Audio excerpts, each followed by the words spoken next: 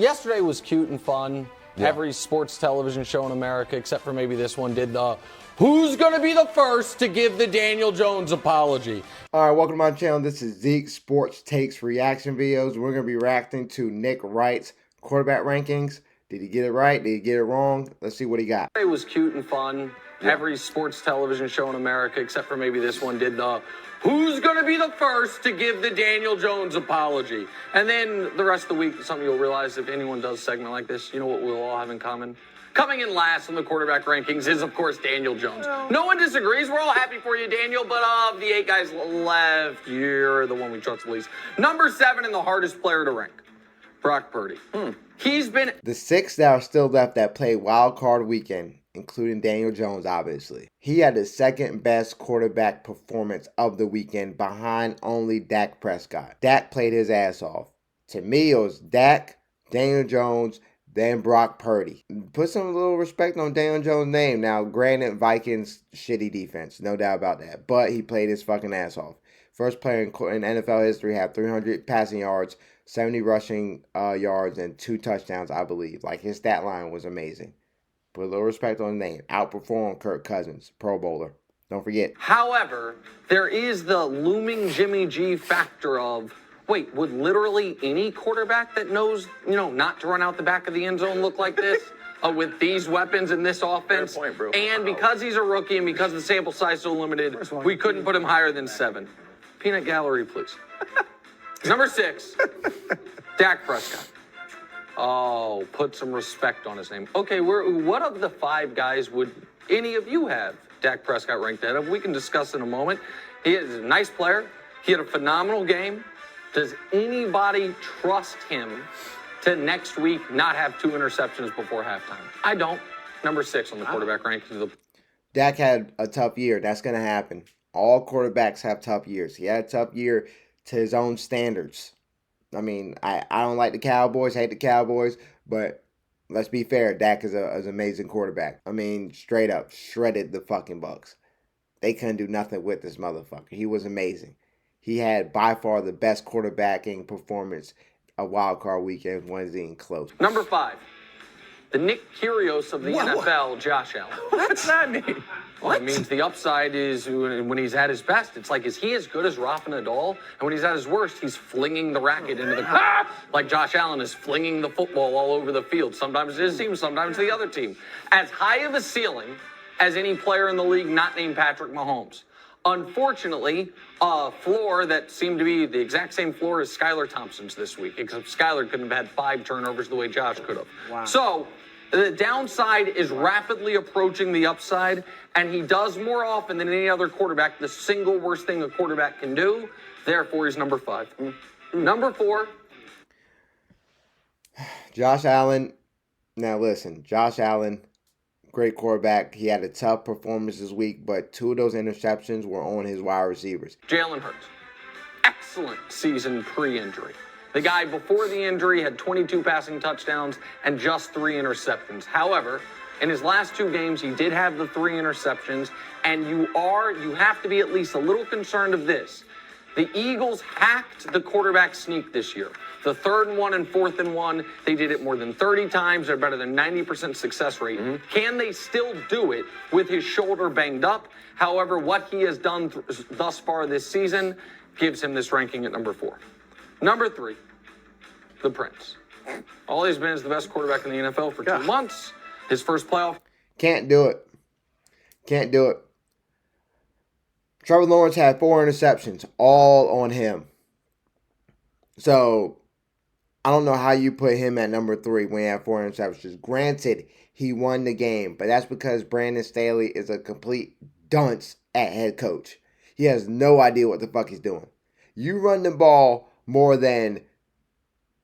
You run the ball with Austin Eckler 13 times when you're up 27-0. You're up 27-0, and you only run the ball with Austin Eckler 13 times. You should be locked up. That's criminally insane. Run the fucking ball. Run the ball. Game's over. Run the ball. You muster up 3 points in the whole second half. That still should have been enough to win that fucking game. You're spotted 27 points.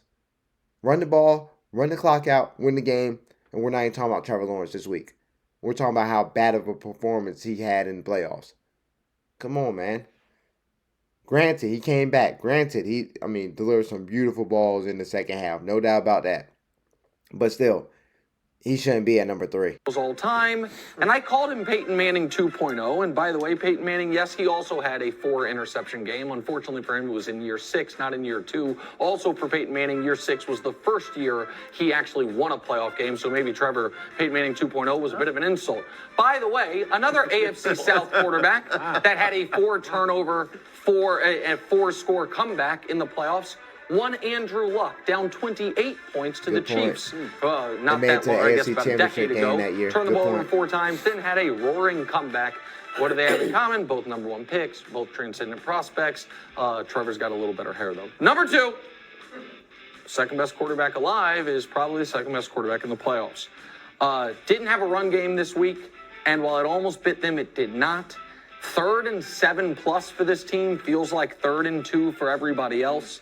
And if you think the Bengals' offensive line was garbage coming into the season, mid-season, and at the end of the season, wait until you see what they got to go up against this weekend against the Buffalo Bills, because their offensive line is now injured. They're hurt. So wait until you see how much Joe Burrow has to scramble now. They didn't have much of a run game, because their offensive line's all hurt. They're playing backups. They're playing guys off the street. Joe Burrow was getting fucking destroyed last year in the playoffs and somehow still made it to the Super Bowl. That's how good he is. But wait until they play the Bills this weekend. Tough matchup for Joe Burrow because their offensive line is just decimated with injuries. They got to get that shit right. Poise under pressure is second only to, of course, the number 1 quarterback. And at this point, have regular First Things First viewers noticed we don't talk about Patrick Mahomes much lately? Well, that's because when he's so clearly the MVP, and they're so clearly the best team, and they're so clearly the favorite, Wilds and Brew in our pre-show meeting, they're like, guys, I don't know what to say about him anymore. And I'm like, okay, we can talk about something else. He's number 1. Nobody argues that he's number 1. That's your quarterback rankings for this year's playoffs. Yeah, you got a couple mistakes up here. Let's go down the list, starting from the top. Mahomes, obviously MVP. Can't argue that. Joe Burrow, of course, second best quarterback in the league. Yep. Number 3, he got wrong, Trevor Lawrence. So we're going to do this. We're going to flop that. We're going to switch that out. Hurts at 3 because Hurts was having an MVP type season before the injury, so I'll give him that credit. Josh Allen hasn't been as good as years past because Ryan Daboll is not there no more, so he's making those simple mistakes. But we're still going to put Josh Allen at 4. Dak at 5. Trevor Lawrence at 6. Brock Purdy, I'm fine at 7 because he's been amazing. Daniel Jones has been on the upswing in the past month. Love him. He's my quarterback. I'm going to re-sign him. But yes, he's out of all these quarterbacks, he's the least best, but he also has the least best weapons as well. Like, cut it out. Our best wide receiver we picked up halfway through the season. Our slot guys not even supposed to be there. Only person y'all know on the Giants is Daniel Jones and Saquon Barkley. Y'all have no idea who our tight end is. If Daniel Jones had these other guys' weapons, we'll be talking about him just like we're talking about Joe Burrow as well. Joe Burrow got 3 number 1 wide receivers. Let's be serious. Jalen Hurts has 2 number 1 wide receivers. Josh Allen has a bona fide number 1 wide receiver and a hardcore 1B, maybe a number 2 in Gabe Davis. Dak Prescott got CeeDee Lamb, Purdy, Debo, Ayuk, 2 number 1 wide receivers. Kittle. Daniel Jones has Isaiah Hodgins. I love Hodgins, by the way. Fucking balling. Can't take anything away from Hodgins. But he has Hodgins. He has Darius Slayton. Y'all have no idea who this is. Bellinger, a rookie tight end. You'll have no idea who that is. All right, this is Zeke Sports Takes. All right, this is Zeke Sports Take reaction video. As always, hit that subscribe button, hit that like button, comment down below. Tell me where you got these quarterback ranks. Tell me about Trevor Lawrence. Ain't no way he could be on y'all's 3 either. All right, let's use some common sense here. As always, like, comment, subscribe to Zeke Sports Take reaction videos. I'm out. Peace.